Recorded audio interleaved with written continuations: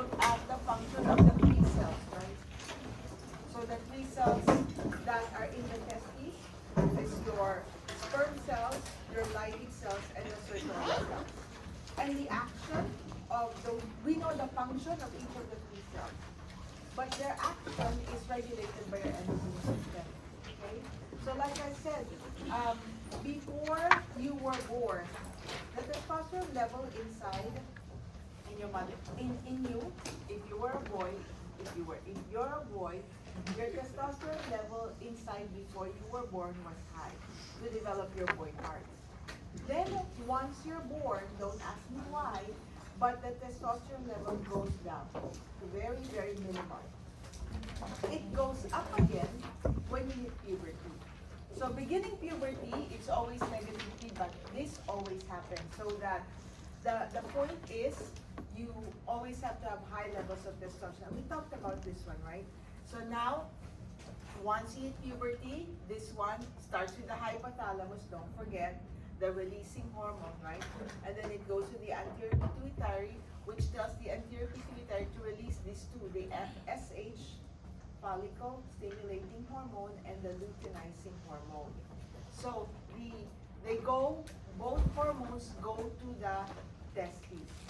And we know there are three cells in the testes. So the FSH targets 2 of the 3, and the LH targets 1. The target of LH is the Leydig cells, which is located in the interstitial space. That's where they are. And they tell the Leydig cells to start making testosterone, right? Increase levels of testosterone.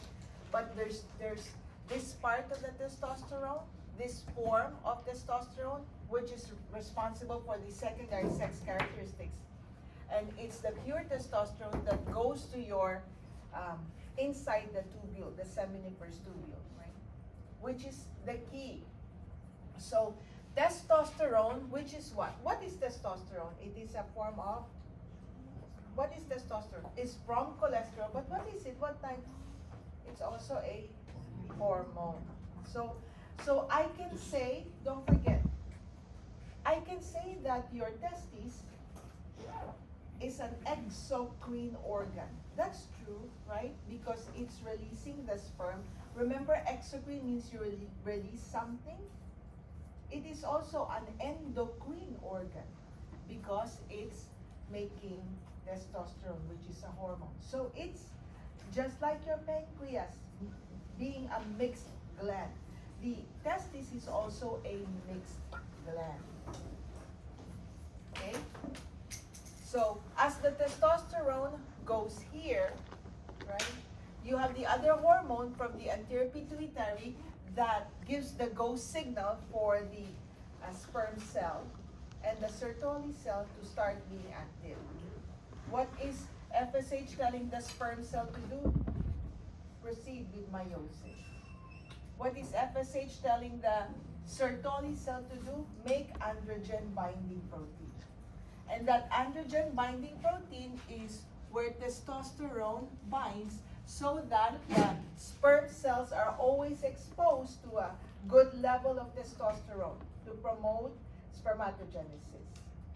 Okay? So you see there's two hormones acting on the cells within the seminiferous tubule. Okay?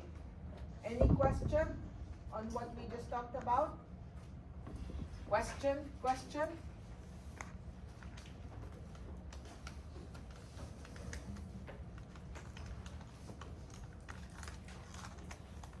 And just like the rest of the endocrine system, it's a negative feedback mechanism. Right? So that's why it's not a good idea to buy the synthetic steroids, because you're telling your brain that you have enough testosterone circulating in your blood, which means the brain will not release this one right here. The brain will no longer release this GnRH and FSH-LH, which means, look at, the FSH is the one that tells this to start with meiosis. So then it will just stop. LH they will no longer secrete testosterone, the entire activity of the testes will stop because of the synthetic steroids. Okay, and so what happens to the testes of the males who are taking steroids? It actually shrinks. That's why it's called sweet peas. Okay, and they become sterile. Okay. Now we know these cells right here.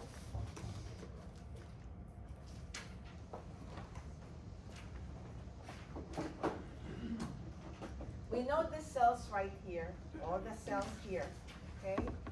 We know that it's releasing the sperm, and we know the activity, etc., etc. On its way out, I told you that the sperm is a naked cell. You see, it has nothing. What does it contain on its way out? Nothing but the 23 chromosome. It's either 22X or 22Y. It has the flagella for swimming, it has the mitochondria for energy, but that's it. So if you go hiking, what do you pack? Do you bring something? What energy bar? Yeah, you buy. I bring potato chips, candy, chocolate. I have a big bag always, right? Fruit, everything in my backpack. Okay, so that's. I would think that the sperm cells, they're going to be deployed, and they're going to start like, look. Where did you ovulate? From your ovary, right? So where did the sperm land? In the vaginal area down there. So they have to go hiking. That's a long trek for them. So that means they need a care package for them. They need to go backpacking. They also need their own food supply. And the food supply is going to be given by the accessory organs, which you must identify downstairs. Tomorrow, we're going to open up the reproductive organs. Okay? So there are 3 accessory organs as far as the male reproductive system is concerned. You have the seminal vesicle, you have the prostate gland, which everyone is familiar with. You saw this downstairs. And now in the model, remember the model I showed you? I said, I know this is male because of the prostate. Look for the seminal vesicle also, you'll see it.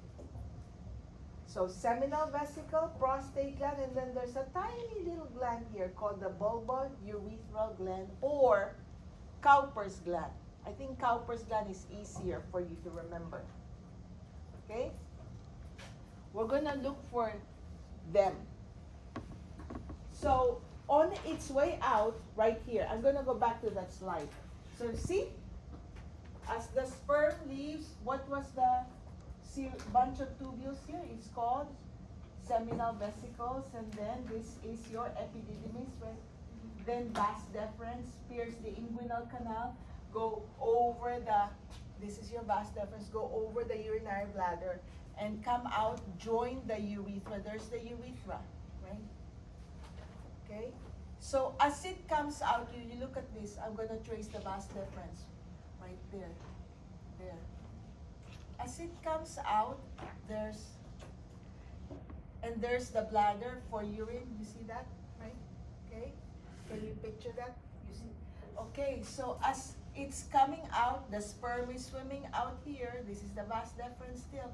This one, see, it's getting secretions from the seminal vesicle, and then pass through here, getting secretions from the prostate gland, and then finally secretions from the Cowper's gland or the bulbourethral gland, which is this one right here. It's very small. So then when it comes out, it's called semen. Let's look at the contribution from the 3. Seminal vesicle. The one thing that I want you to remember that's a contribution of this one from seminal vesicle is fructose. What's that? Yeah, that's the sugar bar, right? The candy bar. I just received a few candies, so I'm smiling. See? Which the sperm will use, the mitochondria can use it for energy. That's a very important product from the seminal vesicle. It also gives clotting proteins. That's why semen clots. Semen has to clot when it lands in the vaginal area. You know that's important because clotting means they huddle up together, right? When it's very cold, did you notice like the penguins or any animal when it's cold, they huddle together? So I think that the animals outside, they sacrifice themselves, they may die, but the people or the animals inside, they survive, right? So that's what happens. That's why you have to have a semen count of 50 to 150 million per male because most of them die. Once they land in the vagina, most of them die. The vaginal pH is against their survival. The bacteria then against their survival. So that's why they have to clot. Then let's look at the contribution from the prostate gland. Antibiotic. Don't worry about the name seminal plasmin is the protein that has antibiotic properties. But at this point, if you just write antibiotics, you should be okay. Remember what I told you? The vagina and always has germs there, right? So I'm gonna start using vagina, all of that. I'm expecting that we're all mature enough not to be laughing at those terms, okay?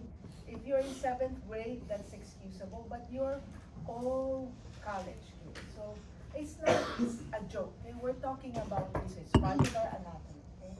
So there's lots of germs in the vaginal area, and this one, the secretion from the prostate, that the antibiotic helps. So I call these 3 glands the 3 kings. See, they come bearing gifts. As the sperm moves, they come bearing gifts, right? Got the seminal vesicle, the prostate giving antibiotic, and then lastly, the Cowper's gland. Okay, the Cowper's gland secretes mucus. Mucus, very important, mucus. And mucus is actually alkaline to neutralize any urine that's remaining in the tip of at the tip of the penis, the opening, so that when it comes out, semen never contains urine. Okay? If semen contains urine, it won't survive. The sperm will not survive. And that's the job of this one. So the 3 kings. And if you look at the anatomy, you look at the Cowper's gland sort of goes ahead. So the mucus goes ahead of the sperm, see, to neutralize this one. So when the sperm comes out, no more. I mean, it's clean, it's neutralized. Okay? Can you picture that in your head? Let's see if you can remember, even without looking your notes. Sperm comes out, it gets secretion from the seminal vesicle. What does it get first? Sugar. Fructose. Yeah, fructose, which is sugar. It needs, you need to eat candy first. Okay? What is that? Carb loading. Don't you carb load before you do your, so carb loading, sugar, fructose. Then this one is the prostate is antibiotics. Okay, not antibodies, antibiotics. And then finally, the Cowper's gland is the mucus. If you can think of something that will help you remember the 3, let me know. And so the mucus goes ahead, neutralize this one, and now they come out, the sperm is ready to go hiking. See? And that's the end of their story. Very short, right? The male reproductive system is very short, very easy. All they give is the 23 chromosomes, and they're done. The bulk of the job of maintaining the human race lies on the female. You have any question on this one, on the male reproductive system? Question? Tomorrow, I say question and then I only gave you 1 second. No question? You sure? So those of you who have a boy cat, tomorrow when you pull, you're gonna start cutting all the way. Cut. the pelvis, break it in half, look for the inguinal canal, the vas deferens, trace that. So what we're gonna do is we're gonna reverse. We're gonna cut the testes, not cut it, right? Reveal, expose the testes, and then trace this one, the vas deferens all the way inside. And then once you have traced it, then you can cut in half. Okay? Cut all the way. And then I want you to look at the prostate, look at the urethra. It's the little pee-pee of the cat is very, very small, just like that, okay? But I want you, because I like to use that in my lab exam, I want you to feel for the prostate gland. The prostate gland is like a donut that goes around the urethra. And all men will eventually have hypertrophy of the prostate gland, will enlarge. And so as they get older, they are not able to empty their bladder completely. So they will complain of dribbling or frequency, urinary frequency, and they feel like there's still something inside them, right? That's because, just imagine where it is. That's why I want you to feel for the prostate gland.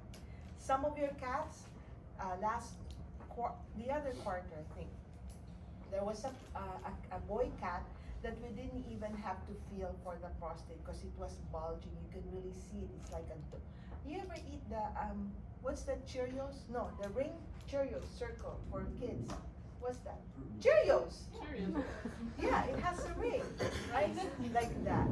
It was so big. Okay, so I want you to feel that there's like a bump, and that's the prostate gland. Okay, and you will see that it's really squeezing the urethra. Look for it so you can prove to yourself. And look at where the prostate gland is. There's the anal opening, right? The rectus and the anus. And so that's why they do rectal exam. They can feel if this is enlarged or not, because it's right next to each other. You can feel that. And you can also feel, you want it to be soft. Glands are soft. When they become rock hard, that means maybe you're dealing with cancer. So that's why they do rectal exam, okay? Okay? Are we done with the boys? Now we're gonna go look at the girls.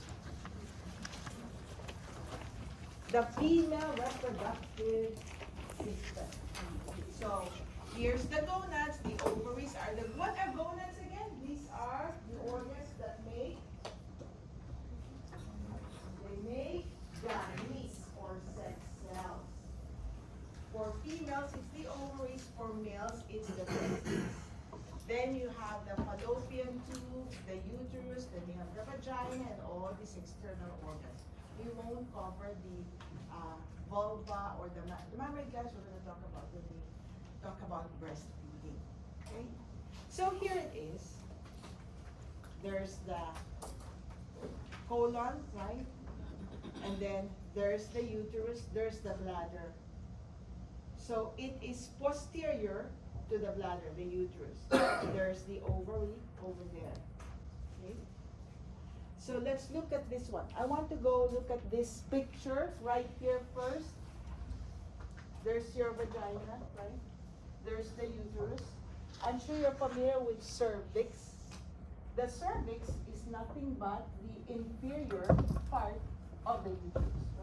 Right? It's called, it has a special term because we analyze its secretions to test for fertility, all that stuff, also for development of cancer, right? So the glands are very active and they are able to dilate. So there's, if this, the uterus, so the inferior part of the uterus is called the cervix. The uterus is muscle. Do you agree? Mm-hmm.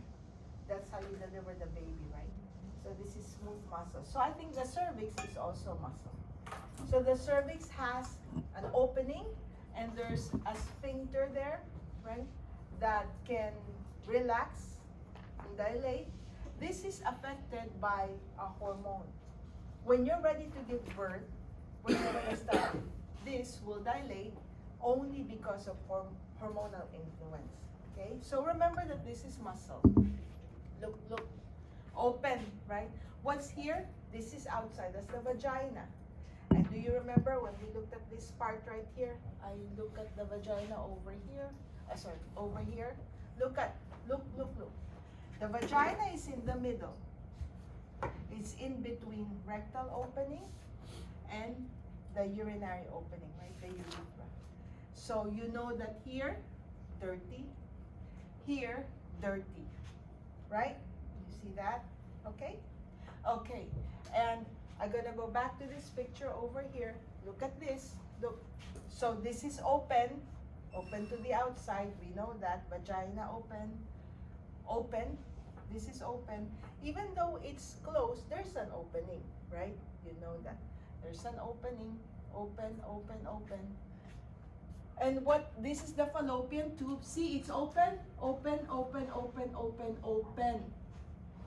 The ovary and the fallopian tube are not closed like that. There's a space. There's actually a space between the ovary and the fallopian tube. Okay? When it comes to this part of the lecture, I always want to stress the fact that it's open. Okay? Which means if you have any infection here, right? Which is very easy because it's sandwiched between the urethra and the anal opening, right? There's germs there. It's always dirty down there, no matter how clean we are, right? So it's very easy for the germs to creep up, look, and gain entry inside the body, right? So in males, what's the problem with males? What is it that they're prone to? What do you call it? Inguinal hernia. In females, you know what we're prone to? Pelvic inflammatory disease, or PID. Pelvic inflammatory disease. A true story, a friend of mine, very good friend of mine from church, we were just talking, and her mom died. So her mom was admitted for pain, severe pain, right? And they didn't even bother to ask if she had her period or not. They just couldn't figure out she was having sepsis, right? And she was talking on, because the mom is in another state, just talking on the phone. Oh, I'm in the hospital, etc. Never came out. Mom died 3 days later. You know what it was? A tampon that stayed there. You see? So we want to be careful. Again, we're all mature people here. I'm just trying to educate. When you have a patient who is reproductive age, female, complaining of pain or whatever, you always ask, when is your last menstrual period? You always ask that. And maybe, if you cannot figure out what's going on, maybe do a gynecological exam even, because a lot of times, especially in the generation now, they put a tampon there and they forget about it, right? And that tampon, look at, the blood is warm, right? That's very nice breeding ground for germs. And germs come on both sides and they enter, see? And so I like to ask in the test, explain the anatomical reason for PID, or explain the anatomical reason for ectopic pregnancy even. You heard of ectopic pregnancy? Is pregnancy anywhere besides the uterus. And that happens because the ovary and the fallopian tube are separate. There is a space. So you want to be careful, really. Those germs are nasty. Once they have, and you know what's, once they have entered, what do you have? Lymphatics. They can gain entry in the lymphatics, and that's the end of the story, right? So you want to make sure you do a complete physical exam with females of reproductive age, okay? Or maybe even if it's, sorry guys, but even if it's uncomfortable, just use a sanitary napkin. I don't know why we're so obsessed. Oh, it's showing in my butt. I don't want to wear it because it's showing. So what? It's a normal event, right? And they have the thin ones now. Don't worry about it. If the guy doesn't like you just because your sanitary napkin is showing, dump that guy. Right? Okay, so don't forget that. I like to ask that in the test. The main thing that we want to remember, the ovary and the fallopian tube are separated. There is a space. So anything that gains entry here can very much take up residence in your abdominal pelvic cavity. And then once they're there, they just jump in your lymphatics, and you know the lymphatics will jump into the subclavian vein, right? And now become part of your cardiovascular system. And what? Through the capillaries, they jump out of the capillary, they're now wherever they want to go, right? So dangerous. Okay. Okay. So, okay, so there's the ovary. You look for this in your cat. Now we're gonna look at the ovaries. That's the first. The ovaries is the equivalent of the testes in males, right? And the ovaries, you have two of them, and you see that there's all of these ligaments or connective tissue that hold it in place. I have never asked for these ligaments. There's so many, so much for you to know. But you don't need to know, oh, what is the name of the, don't worry about that. There's too much. Just look at it. You'll see that it's held in place. There's connective tissue that attaches it. Right here, you see there's connective tissue that will keep it attached to the uterus.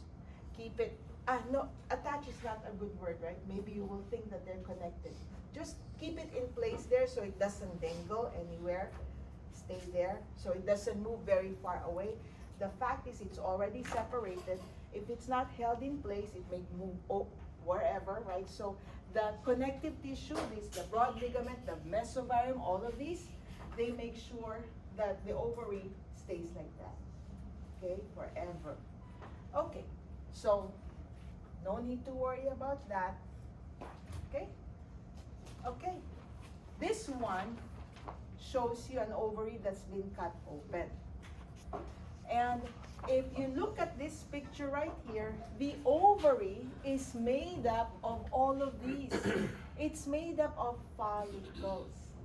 That's why the hormone is called follicle-stimulating hormone. So when you cut open the ovary, of course there's two parts to it. One, the outer part is called the cortex, and the inner part is called the medulla. Okay? This is a nicer view. So what the ovary contains are all of these follicles. Within one follicle is one egg. Every follicle contains one egg. Okay? Look at this. Look at this picture, which we did not see in the testes. I'm just going to follow one egg, and we're going to study the maturation of it. I'm going to follow one egg. Look at this. This was a baby egg. They have names. Baby, become mature. Look at this. Become big. Big. Now ready to ovulate. You're going to ovulate that. Look what happens. Once you ovulate that, it becomes like this. Do you see another egg in there?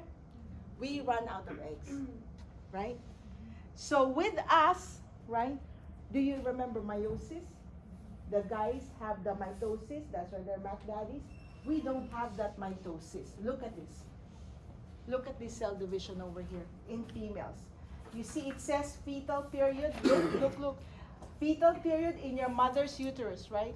Look, there's mitosis, but then all of our eggs start meiosis. Every single egg we have before we're born have already started meiosis.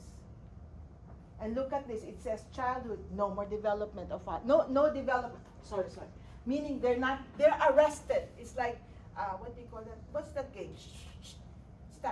Go statue, whatever. You run and then you stop like that. What's that game? Freeze, right? Freeze. I don't know. So in Tagalog, it's called takbo. I forgot. Anyway, so all of your eggs, before you are born, they start meiosis. So when on the day you were born, whatever your birthday is, every single egg you have is in prophase 1 of meiosis 1. Every single egg. All of them. That's why we run out of eggs. And then, look at this one. It says puberty to menopause. Remember, I said, don't ask me. God, make sure that we start when we hit puberty. When you hit puberty, a few of those eggs, it's called a cohort. They start proceeding. See, they were frozen, and then because of the hormones, what are they? FSH and LH. They start proceeding. Only a few each time, maybe 5, 10. I don't know. And I don't know if it's on the right or the left ovary, right? So they may take turns. A few of them will proceed, you see? And they will start dividing. So do you understand so far? Before we add some names. Okay? So, at birth, all your eggs are already called primary oocyte. Remember, in spermatogenesis, the one that's devoted or destined to divide by meiosis is called primary spermatocyte. So this is called primary oocyte. It's arrested at prophase 1. Then when you hit puberty, a cohort of them will start dividing. See, meiosis 1 completed, which means it finished prophase 1, metaphase 1, anaphase 1, telophase 1. And now you have 2, remember?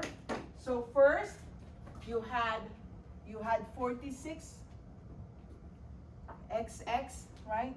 Because you're a girl. And then you double up, right? You double up 40. Now you have 46XX, 22X, and then the other 22X came from your dad, right? And then you double up, right? So all your eggs were like this. The primary oocyte, every single egg when you were born, it was like this. Right? And then when you hit puberty, they will, a few of them will start dividing. They go their separate ways so that one set plus the copy goes here, and the other set plus the other copy goes here, right? You see that? Do you remember meiosis from Bio 241? Okay. And then we said there's 2 steps of meiosis, right? Meiosis 1, meiosis 2. So the second set of meiosis 2, you're going to produce the 4 cells. See?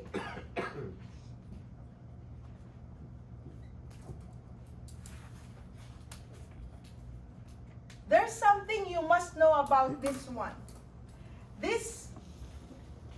After meiosis 1, meiosis 2 will proceed only in the presence of a sperm. So after meiosis 1, let me correct that. This proceeds with prophase again. It's always prophase, right? Remember, arrested at prophase there. This one will be arrested at prophase again. You ovulate it, it will be in prophase.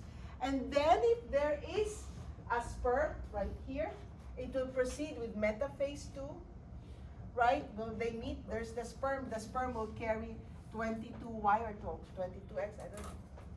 So now they separate. So here's the 22X from the mom and the other 22X, so that there's the other 22X going here. And now this one becomes the new baby. That's why it's called ovo.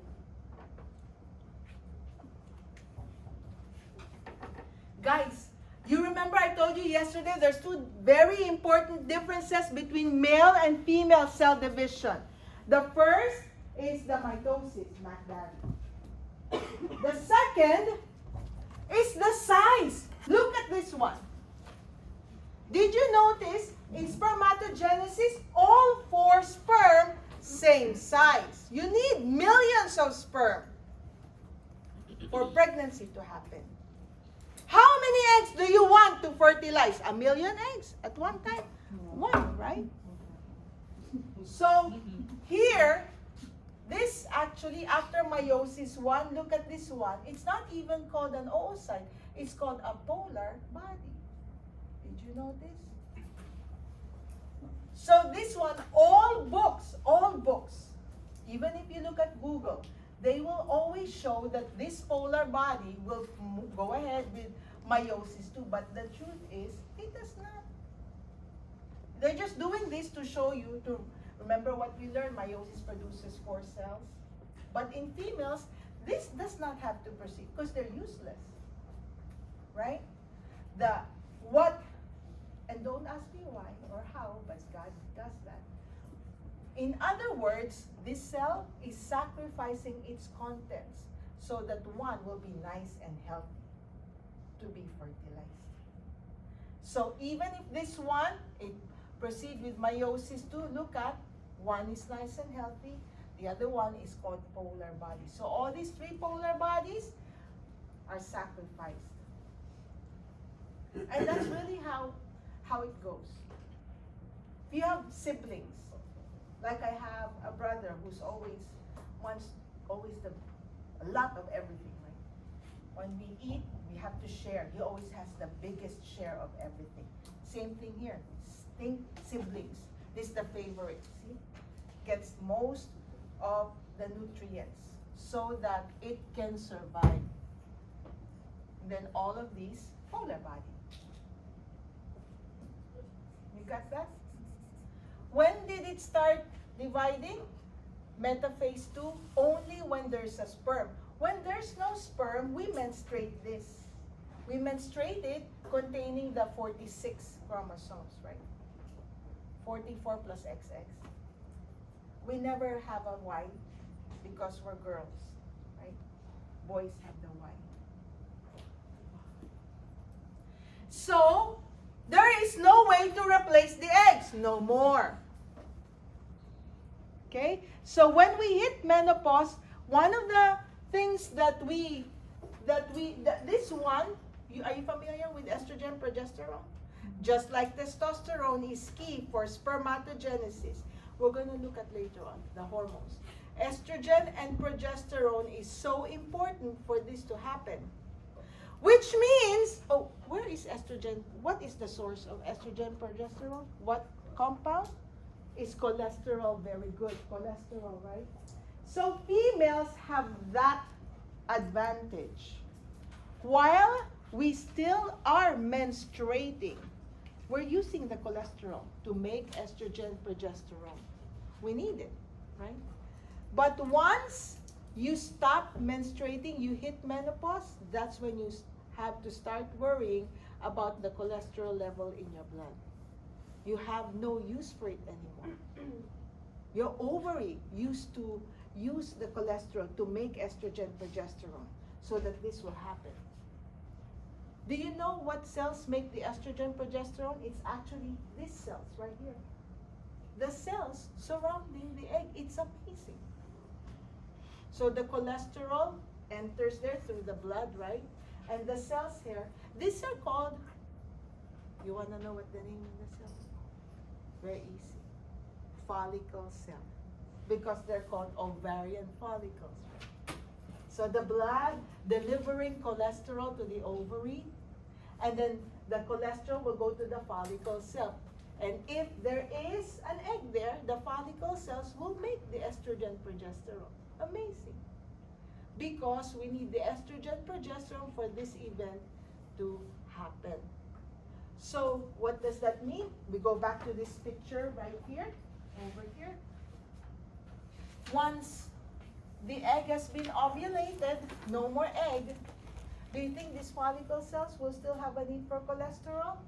No more. So if you have a lot of these, your menopause, that means you have to start watching the cholesterol in your diet. You still eat lots of cholesterol. You used to use a lot of that, but now no more. So downstairs, you can tell by looking at the microscope. I can tell if you're a young ovary, an ovary belonging to a young person or an old. Just look at the number of follicles. If the ovary has a lot of these, then you know you're looking at a young one. If there's a lot of the scar, you're looking at an old one. Okay? Let's know some terms here. When we're born, all the eggs are in what you call primordial follicle. You're going to write simple squamous epithelium. So the primordial follicles, which are arrested in prophase 1, when you look at it under the microscope, the follicle cells are simple squamous epithelium. That's properly called primordial follicle. Then when you hit puberty, they start maturing, a cohort of them. When the epithelium changes to simple cuboidal epithelium, from simple squamous to simple cuboidal, then that's called primary follicle. Primary follicle. You know that it's being called. It's now going, it's starting. It unfroze and it proceeded with cell division. Then, when you start seeing, look at this one. You're going to see the simple cuboidal epithelium plus there's spaces in there, fluid accumulation. That's now going to be called secondary follicle. As long as there's a space, you call it secondary follicle. And then, of course, the mature one that's about to be ovulated is called the Graafian follicle. Graafian follicle. And then after you ovulate that, only the follicle is left, right? And that's called, before it's called corpus luteum, you see luteum? Luteinizing hormone, LH. That's the one that makes the estrogen progesterone. But before it became corpus luteum, it's called corpus hemorrhagicum first, because it starts hemorrhaging. See, there's blood, corpus hemorrhagicum, and then eventually, after about 2 weeks, it becomes corpus luteum, which is yellowish, and then finally, when it's completely, the corpus luteum is still making hormones, which we're going to study. When it's completely done, it becomes scar tissue called corpus albicans. You're going to identify all that in the ovary model downstairs. And then you can see that under the microscope. Okay? So primordial follicle, primordial is simple squamous epithelium. Primary follicle, simple cuboidal. Once there's fluid, secondary follicle, then Graafian follicle, corpus hemorrhagicum, corpus luteum, corpus albicans. And if you have a lot of corpus albicans, then that means you gotta start watching your cholesterol. I have a lot of that. Guys, do you see this one degenerating follicle? They say that when we were formed, we had about 5 million follicles. Then on the day of our birth, it's down to 1 million.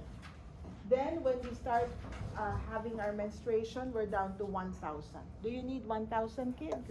No need. So what happened to most of those follicles? They died. What is that cell, the death? No, atresia. Remember? Atresia. When we talk about cell death of your sex cells, the proper term is atresia. Okay, I'm going to use the rest of the time period for evaluation. It's evaluation today. Please remember, like what I say, it's please use words that are